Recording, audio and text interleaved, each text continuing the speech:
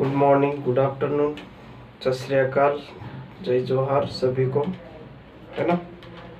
चल प्रणाम, जय गुरुदेव, जय बाबारी, सब मेरी ओर से गुड इवनिंग, गुड आफ्टरनून, सबको नमस्कार, ठीक है, अस्सलाम वालेकुम। फाइन, चलो तो हमने यहाँ पर हमारी इकोनॉमिक चल रही थी जिसमें हमने कुछ चीज़ें जो है इन्फ्लेशन, हमारा जो है चैप्टर चल रहा था। कौन सा वाला? इन्फ्लेशन, मुद्रास्फीति। इन्फ्लेशन क्या होता है? लगातार वस्तुओं एवं सेवाओं की कीमतों में वृद्धि होना क्या कहलाता है? इन्फ्लेशन या मुद्रास्फीति कहलाता है, ठीक है। महंगाई बढ़ेगी तो परचेसिंग पावर जो है वो क्या हो जाएगी? कम हो जाएगी। इसको कंट्रोल जो है वो आरबीआई मॉनेटरी पॉलिसी के द्वारा करता है और गवर्नमेंट जो है फिस्कल पॉलिसी के द्वारा करते हैं। दोनों को कंट्रोल करने की प्रक्रिया को हम क्या कहेंगे? रिफ्लेशन। क्या कहेंगे? डिसइन्फ्लेशन। डिसइन्फ्लेशन कहेंगे। क्या कहेंगे? डिसइन्फ्लेशन कहेंगे, ठीक है। यहाँ तक कोई दिक्कत नहीं। बात करते हैं हम डिफ्लेशन की। डिसइन्फ्लेशन अलग होता है, डिफ्लेशन अलग होता है। डिफ्लेशन लगातार सेवाओं और वस्तुओं की कीमतों में कमी होना, ठीक है, महंगाई में कमी होना क्या कहलाता है? डिफ्लेशन कहलाता है। यहाँ पर भी गवर्नमेंट क्या करेगी? यहाँ पर गवर्नमेंट भी मॉनेटरी पॉलिसी, ये आरबीआई मॉनेटरी पॉलिसी के द्वारा और जो है अपना सरकार जो है वो फिस्कल पॉलिसी के द्वारा कंट्रोल करेगी। ये कंट्रोल करने की प्रक्रिया जो है वो क्या कहलाएगी? रिफ्लेशन कहलाएगी। क्या कहलाएगी? रिफ्लेशन कहलाएगी। इसके बाद हमने ग्राफ के बारे में पढ़ा था, ग्राफ से देखा था उसको, इन सारी चीज़ों को, ठीक है। इसके बाद हमने पढ़ा था, क्या पढ़ा था?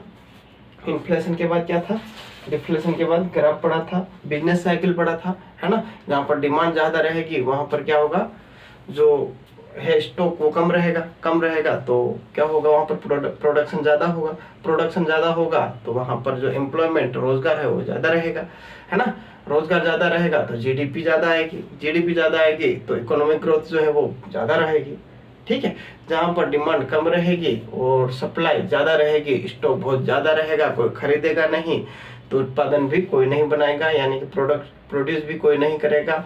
प्रोड्यूस नहीं करेगा तो रोजगार नहीं मिलेगा, रोजगार नहीं मिलेगा तो क्या होगा? जीडीपी कम होगी, जीडीपी कम होगी तो इकोनॉमिक ग्रोथ क्या हो जाएगी? बिल्कुल कम हो जाएगी, ठीक है। यहाँ तक कोई दिक्कत नहीं। स्टैगफ्लेशन के बारे में हमने देखा था। स्टैगफ्लेशन में क्या होता है? स्टैगफ्लेशन में जहाँ पर इन्फ्लेशन और रिसेशन दोनों एक साथ होती हो उसे हम स्टैगफ्लेशन कहते हैं, ठीक है। जहाँ पर अगर सपोज कीजिए एम्प्लॉयमेंट है ना, प्राइस जो है वो ज़्यादा है और एम्प्लॉयमेंट कम है तो वो वहाँ पर ऐसी कंडीशन को स्टैगफ्लेशन होता है, ठीक है। और बहुत इन्फ्लेशन और अनएम्प्लॉयमेंट दोनों हाई है तो वो कंडीशन भी क्या हो जाएगी? स्टैगफ्लेशन हो जाएगी, ठीक है। एम्प्लॉयमेंट और जो है वो क्या है? इन्फ्लेशन। अनएम्प्लॉयमेंट और इन्फ्लेशन दोनों ज़्यादा है तो क्या हो जाएगा? वहाँ पर स्टैगफ्लेशन की कंडीशन बन जाएगी, ठीक है। यहाँ तक कोई दिक्कत नहीं। इकोनॉमिक्स कंडीशन में देखा था हमने कौन से? स्लो डाउन, कॉन्ट्रैक्शन, रिसेशन और क्या है? डिप्रेशन और मेल्ट डाउन, ठीक है। तो हमने स्लो डाउन में क्या था? लगातार वहाँ पर वार्षिक आय में कमी होना, ठीक है। क्या होना? क्वार्टर में आर्थिक समृद्धि दर कम होना। प्रत्येक देश, जब देश में प्रत्येक क्वार्टर में, ठीक है, हर एक 3 महीने में जो है समृद्धि दर जो है वो कम होती है, उसे हम क्या कहेंगे? प्रत्येक क्वार्टर में, क्वार्टर 1, क्वार्टर 2, क्वार्टर 3 हमने लिखा था तो उसमें लगातार कमी होना क्या कहलाता है? यहाँ पर स्लो डाउन कहलाता है, ठीक है। वहीं कॉन्ट्रैक्शन में क्या होता है? एक आध क्वार्टर में क्या होता है? नेगेटिव पॉइंट आ जाता है। एक आध क्वार्टर में क्या होता है? नेगेटिव पॉइंट आ जाता है, उसे हम कॉन्ट्रैक्शन कहते हैं। रिसेशन में क्या होता है? 2 क्वार्टर में नेगेटिव पॉइंट आ जाता है, ठीक है। 2 क्वार्टर में नेगेटिव ग्रोथ आ जाती है। 2 क्वार्टर में नेगेटिव ग्रोथ आ जाती है, उसे हम क्या कहेंगे? रिसेशन कहेंगे, ठीक है। डिप्रेशन में क्या होगा? डिफ्लेशन और रिसेशन एक साथ होंगे, ठीक है। क्या होगा? डिप्रेशन में रिसेशन और डिफ्लेशन एक साथ होंगे। मेल्ट डाउन में क्या? अचानक से शेयर मार्केट गिर जाना मेल्ट डाउन कहलाएगा। मेल्ट डाउन क्या कहलाएगा? अचानक से गिर जाना मेल्ट डाउन कहलाएगा, ठीक है। इसके बाद हमने पढ़ा था टाइप्स ऑफ इन्फ्लेशन, जिसमें हम पढ़े थे कि creeping inflation, creeping, walking, running और ग्लोपिंग हाइपर, ठीक है। क्रीपिंग में हमने क्या पढ़ा था? प्रत्येक वार्षिक दर में जो है 3% की मतलब वृद्धि हुई, 3% की वृद्धि, हर साल सामान्य कीमत पर 3% वृद्धि होती है इसमें, ठीक है। और जो वॉकिंग है उसमें 3 से 4% की वृद्धि होती है, ठीक है। रनिंग में 9% की वृद्धि होती है। ग्लोपिंग में क्या हो जाएगा, 2 या 3 अंकों में परिवर्तन होता है। ग्लोपिंग में क्या होता है, 2 या 3 अंकों में परिवर्तन होता है। हाइपर में क्या होगा, हाइपर में जब सामान्य दर से 1000% गुना कीमतें बढ़ जाती है तो वहां पर हाइपर इन्फ्लेशन हो जाएगा, इन्फ्लेशन हो जाएगा। क्या हो जाएगा, हाइपर इन्फ्लेशन हो जाएगा। तो आई होप यहाँ तक समझ में आ गया होगा। इसके आगे की क्लास अब हम कंटिन्यू करते हैं, ठीक है। चलो आगे देखते हैं हम inflation targeting frame, inflation targeting frame के बारे में हम डिस्कशन करते हैं। यहाँ पर देखते हैं क्या होता है इन्फ्लेशन टारगेटिंग फ्रेम, ठीक है। यह एक सरकार के द्वारा आंकड़ा लाया जाता है प्रत्येक 5 साल के लिए, ठीक है। क्या लाया जाता है, आंकड़ा लाया जाता है प्रत्येक 5 साल के लिए। Marker, where is marker, marker,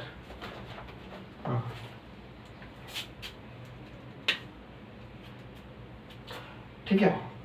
किसके बारे में बात करेंगे हम, सबसे पहले बात करेंगे टारगेटिंग, इन्फ्लेशन टारगेटिंग फ्रेम के बारे में।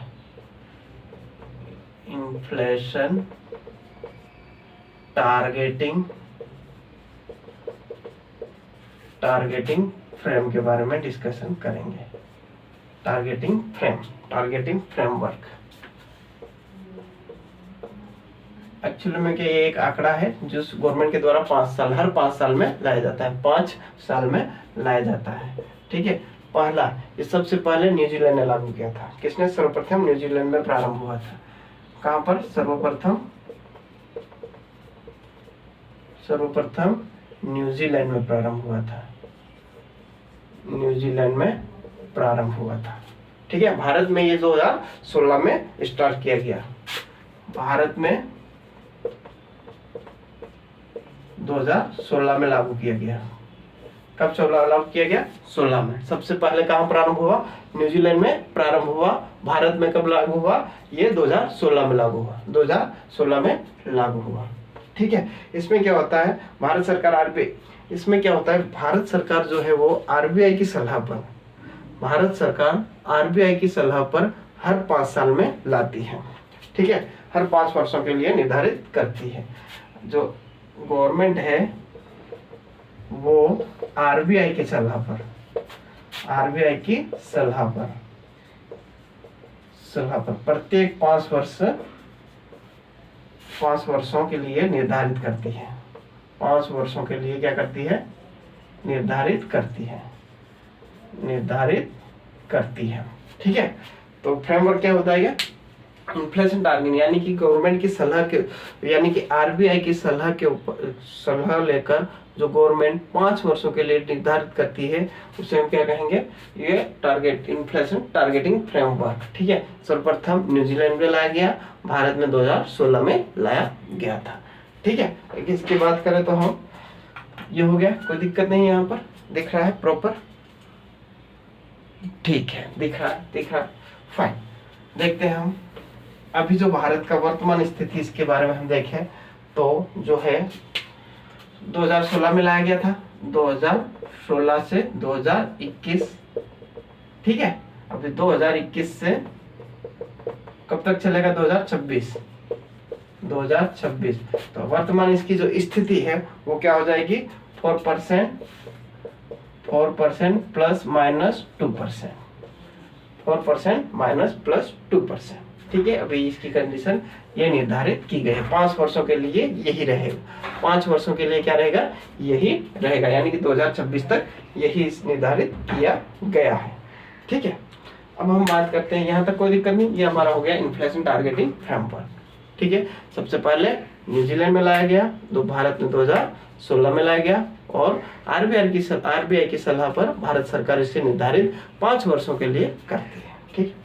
चलो, तो भारत का कितना है inflation target framework, 4% plus minus 2%, fine, percentage, fine. चलो आगे बढ़ते हैं। अब मुद्रास्फीति के कारणों के आधार पर ठीक है, मुद्रास्फीति के कारणों के आधार पर, मुद्रास्फीति के कारणों के आधार पर, मुद्रास्फीति के कारणों के आधार पर, मुद्रास्फीति के कारणों के आधार पर, मुद्रास्फीति के कारणों के आधार पर, ठीक है, मुद्रास्फीति के कारणों के आधार पर। सबसे पहले हम बात करेंगे, ये 3 प्रकार के होते हैं, ठीक है। कितने प्रकार के होते हैं? 3 प्रकार के होते हैं, 3 प्रकार। डिमांड पुल इन्फ्लेशन, डिमांड, पहला हो जाएगा हमारा demand pull inflation, demand pull inflation. दूसरा हमारा हो जाएगा डिमांड पुल इन्फ्लेशन। दूसरा जो हमारा हो जाएगा वो हो जाएगा cost push, cost plus push inflation, inflation. और तीसरा जो हमारा हो जाएगा वो हो जाएगा built in wage, built in wage price inflation, inflation, ठीक है। इसका हिंदी मीनिंग हो जाएगा मांग, क्या हो जाएगा? मांग जनित मुद्रा, क्या हो जाएगा? मांग जनित मुद्रा, मांग जनित मुद्रा, इसका हिंदी हो जाएगा मांग जनित मुद्रा को इंग्लिश लागत जनित मुद्रा, लागत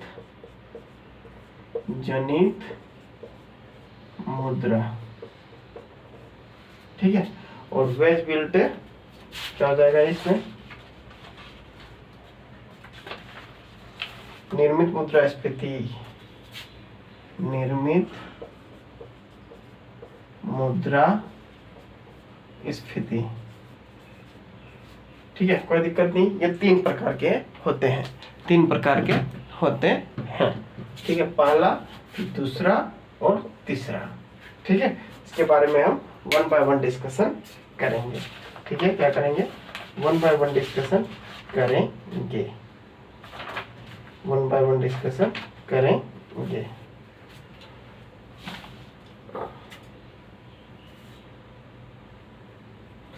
डिमांड पुल मतलब मांग जनित मुद्रा, अगर अर्थव्यवस्था में क्या होगा?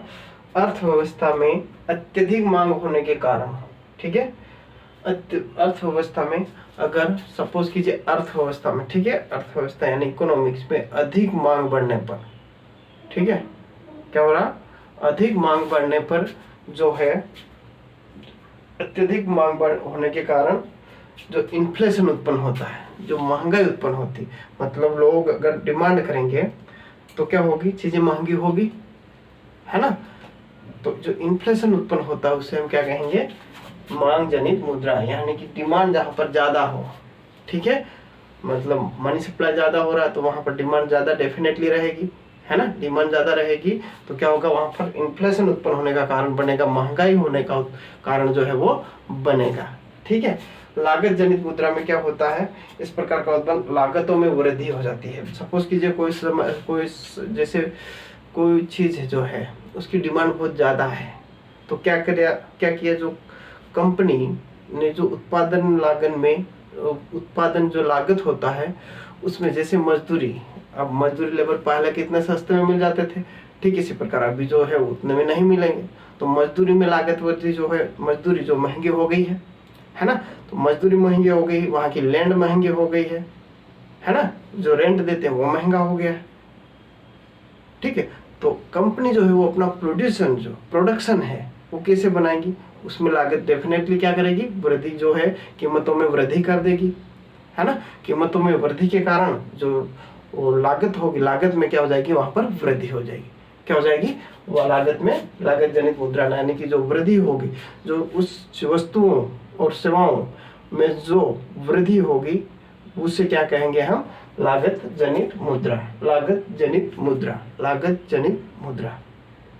ठीक है, सपोज कीजिए ईंट पहले 2 रुपये 3 रुपये मिलता था, अभी 5 से 10 हो गया, है ना। तो क्या हो गया, लागत हो गया। तो वहां पर कंपनी उसी के हिसाब से जो चीजें हैं वो प्रोड्यूस करेगी, और वहां पर जो मिट्टी लाते हैं या उसका रोजगार जो वहां पर वर्कर्स है उनकी क्या है, बढ़ गई। तो इसके कारण ईंट का जो ईंट का प्रोडक्शन हुआ वो महंगा हो गया। किस कारण, मिट्टी महंगी हो जाने के कारण जो एम्प्लॉयमेंट है, जो रोज वर्कर है, जो वर्कर काम कर रहे हैं, ठीक है, उनके भी जो क्या है, जो मजदूरी है वो डेफिनेटली बढ़ गई, जिसके कारण प्रोडक्शन क्या हो जाएगा, महंगा हो जाएगा। तो ये क्या हो जाएगा, लागत जनित मुद्रा हो जाएगी। निर्मित मुद्रा विस्पत्ति, इसको हम आगे पढ़ेंगे जो भी होगा। जैसे सपोज कीजिए कोई महंगाई बढ़ रही है क्या हो रही है, महंगाई बढ़ रही है, तो जो मजदूर लोग हैं वो क्या कहेंगे, हमारे जो है सैलरी बढ़ाओ या हमारे मजदूरी को बढ़ाओ। ठीक है, तो महंगाई बढ़ रही है तो मजदूरी भी बोलेंगे हमारी सैलरी बढ़ाओ, तो वो भी बढ़ानी पड़ेगी। तो कीमत बढ़ाना मतलब महंगाई बढ़ना, मजदूरी बढ़ना या सैलरी वेतन बढ़ना, वो सब क्या कहलाता है, निर्मित मुद्रा स्फीति कहलाता है, वेज प्राइस इन्फ्लेशन कहलाता है। ठीक है, उसमें वृद्धि होना क्या कहलाता है, निर्मित मुद्रा। तो पहले वाला समझ में आ गया। डिपेंड, मांग जनित मुद्रा, किसी चीज में किसी चीज का जो है अत्यधिक मांग हो जाए, अत्यधिक मांग हो जाए और वहां पर इन्फ्लेशन उत्पन्न होने की कंडीशन हो जाए, उसे हम क्या कहेंगे, मांग जनित मुद्रा। लागत किसी वस्तुओं यानी प्रोडक्शन, वहां पर जो भूमि है उसमें क्या हो जाएगा, वृद्धि हो जाती, लागत में वृद्धि हो जाती है, तो क्या हो जाएगा वहां पर लागत जनित मुद्रा। निर्मित वस्तुओं यानी कि वही बेरोजगारी बढ़ जाना, ठीक है, और जो है वहां पर जो जमीन भूमि है इस प्रकार उनकी जो है लागत में क्या हो जाएगी, वृद्धि हो जाएगी। ठीक है, चलो इसको हम 1 बाय 1 करके डिस्कशन करेंगे। अभी तो ऐसे ही इसको हमने पढ़ा था, ठीक है, अब इसको हम 1 बाय 1 डिटेल से पढ़ेंगे। ठीक है, चलो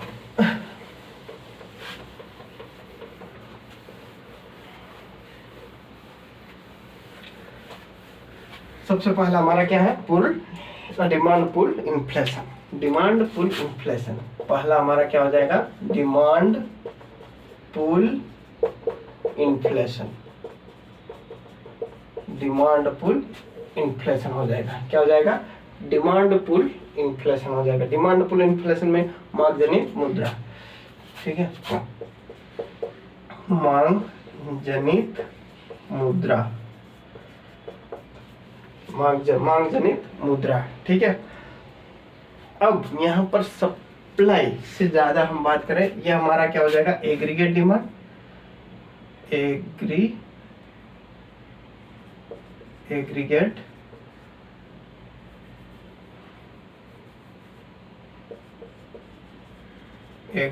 डिमांड, बेटा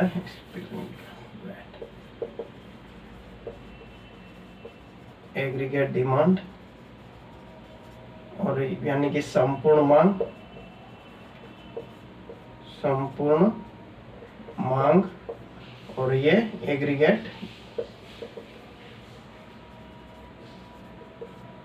सप्लाई, संपूर्ण आपूर्ति,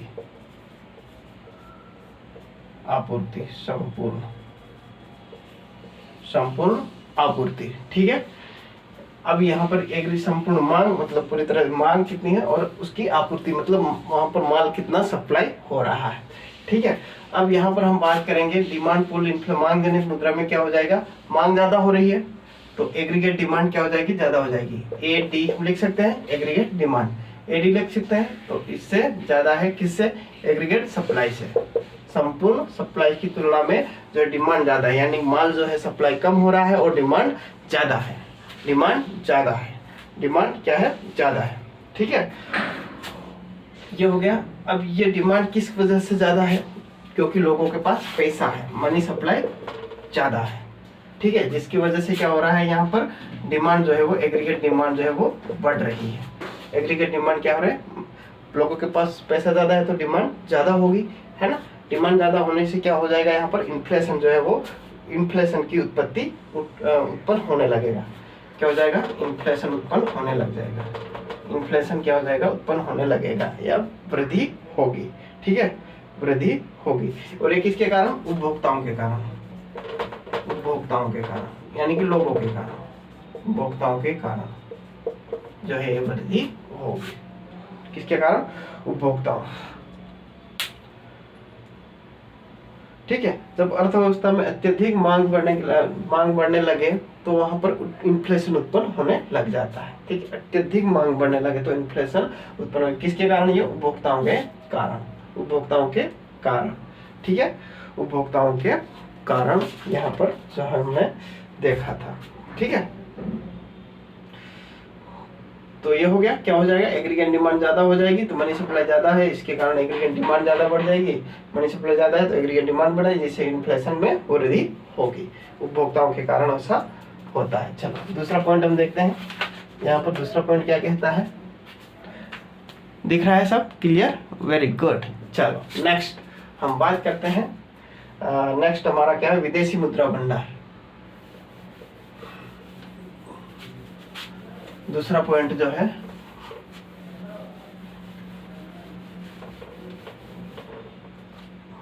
दूसरा जो पॉइंट है कौन सा है, दूसरा विदेशी मुद्रा भंडार। विदेशी मुद्रा भंडार,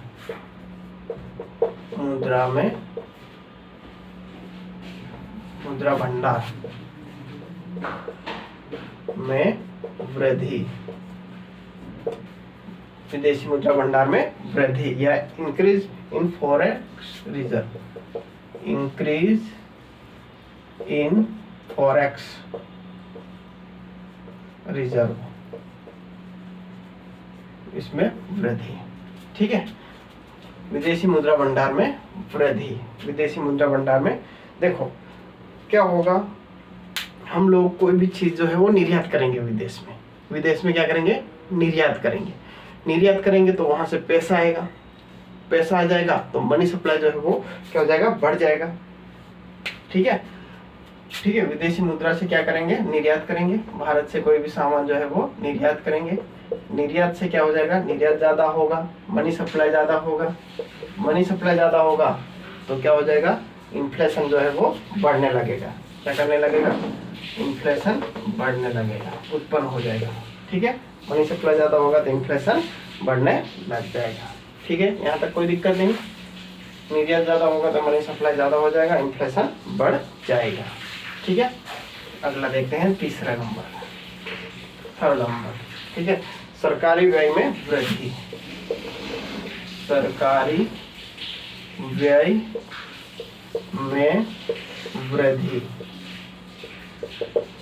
ठीक है, सरकारी व्यय में वृद्धि, increase in government expenditure, increase in government expenditure, expenditure. ठीक है, सरकारी व्यय में वृद्धि, इंक्रीज इन गवर्नमेंट एक्सपेंडिचर। अब जैसे क्या क्या होता है, जहाँ पर जो गवर्नमेंट है वो अधिक व्यय करेगी, ज्यादा खर्च करेगी लोगों के ऊपर। ठीक है, क्या करेगी, लोगों के ऊपर ज्यादा खर्च करेगी। तो लोगों के पास क्या हो जाएगा, पैसा ज्यादा हो जाएगा। ठीक है, लोगों के पास पैसा, मनी सप्लाई ज्यादा हो जाएगा, है ना। गवर्नमेंट का एक्सपेंडिचर जो है, गवर्नमेंट एक्सपेंडिचर ज्यादा है, एक्सपेंडिचर बहुत ज्यादा खर्च कर रही है लोगों पर या व्यय पर। ठीक है, तो मनी सप्लाई क्या हो जाएगा, बढ़ जाएगा। मनी सप्लाई से क्या हो जाएगा, इन्फ्लेशन जो है वो बढ़ जाएगी। ठीक है, डिमांड जो है क्या हो जाएगी, डिमांड बढ़ेगी, डिमांड बढ़ जाएगी। तो डिमांड बढ़ेगी तो क्या हो जाएगा, इन्फ्लेशन उत्पन्न होगा, इन्फ्लेशन डेफिनेटली उत्पन्न होगा, क्योंकि खर्च जो है गवर्नमेंट अत्यधिक व्यय कर रही है, जब बहुत ज्यादा खर्चा कर रही है। ठीक है, तो उसमें क्या हो जाएगा, मनी सप्लाई जो है वो ज्यादा हो जाएगा, डिमांड बढ़ जाएगी, इन्फ्लेशन उत्पन्न हो जाएगा। कोई दिक्कत नहीं यहाँ पर। विदेशी मुद्रा भंडार में क्या, कोई भी चीज निर्यात करो, पैसा आएगा, पैसा आएगा जिसकी वजह से लोगों में पैसा होगा, है ना। वहां से पैसा आएगा तो लोगों में पैसा होगा, उस चीज से तो डिमांड बढ़ेगी, मनी सप्लाई ठीक ठाक रहे, मतलब मनी सप्लाई ज्यादा हो जाएगा, इन्फ्लेशन भी उत्पन्न होगा। ये दो चीजें समझ में आ गई। विदेशी मुद्रा में यही होता है, सरकारी, इसमें सरकार ज्यादा खर्च करती है तो भी वही चीजें होगी। ठीक है, अब हमारा आता है फोर्थ नंबर वाला, फोर्थ नंबर पर, है ना, फोर्थ नंबर।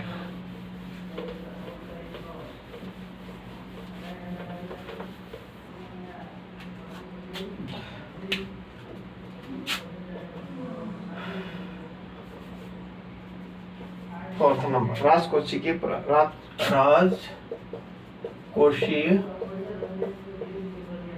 राजकोषीय प्रोत्साहन, राजकोषीय प्रोत्साहन के कारण, यानी कि फिस्कल, ठीक है, due to fiscal stimulus, due to fiscal stimulation, stimulus, ठीक है, स्टिमुलस।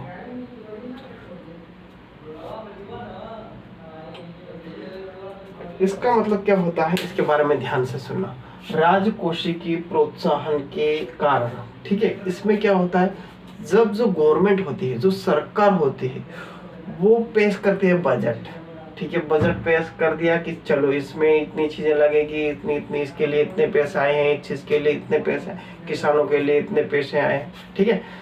अब इसके अतिरिक्त जो पैसा लाएगी, ठीक है, बजट के अलावा, यानी कि बजट के अलावा जो अतिरिक्त पैसा लाएगी, उसे हम क्या कहेंगे, राजकोषीय प्रोत्साहन के प्रोत्साहन, ठीक है, ड्यू टू फिस्कल स्टिमुलस कहते हैं।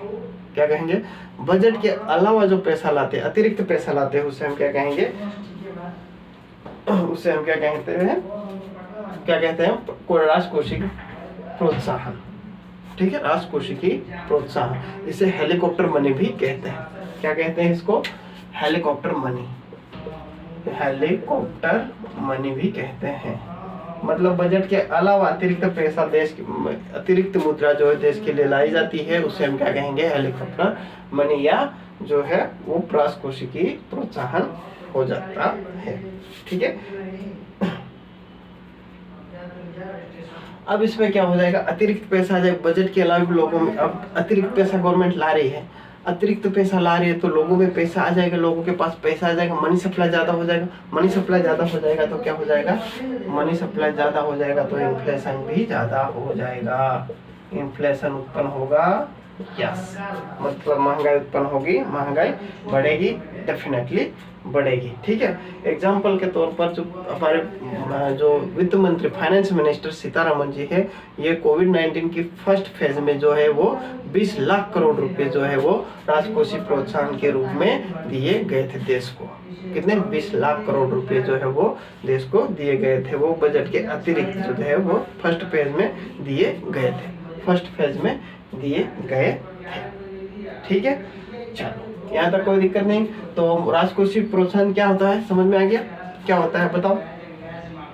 राजकोषीय प्रोत्साहन मतलब बजट के अलावा अतिरिक्त पैसा देश को देना या देश में लाना, क्या कहलाता है, राजकोषीय प्रोत्साहन, ठीक है।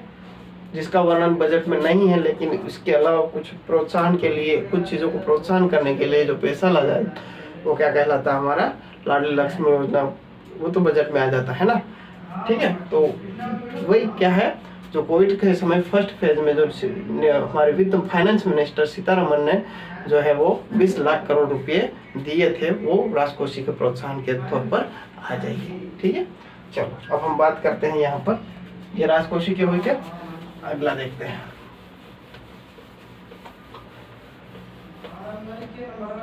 मुद्रा का मूल्यह्रास, मुद्रा का मूल्यह्रास, मुद्रा का मूल्यह्रास, ठीक है। मुद्रा का मूल्यह्रास मतलब मुद्रा में गिरावट, मुद्रा का मूल्यह्रास में गिरावट, इसमें क्या हो जाएगी, गिरावट, गिरावट, ठीक है। पहले क्या होता था, जो $1 है वो 50 रुपए का था, डॉलर एक कितने रुपए का था, 50 रुपए का था, 50 रुपए का था, ठीक है। अब जो $1 है वो कितने का हो गया, 70 रुपए का। तो इसमें क्या हो जाएगा, मुद्रा पैसों, मुद्रा की ह्रास हुआ है, मुद्रा का ह्रास हुआ है, ठीक है, मुद्रा का ह्रास हुआ है ना। अब जो है वो $1 कितना हो गया, 70 रुपये का हो गया। यहाँ तक कोई दिक्कत नहीं। चलो इसके आगे हम देखेंगे, देखते हैं।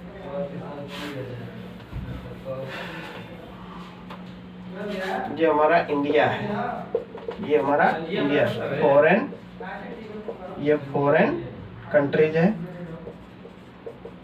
ये फॉरेन कंट्री, ये इंडिया है। ठीक है, सपोज कीजिए यहाँ से हमने कोई सामान निर्यात किया, 1 लाख का सामान निर्यात किया।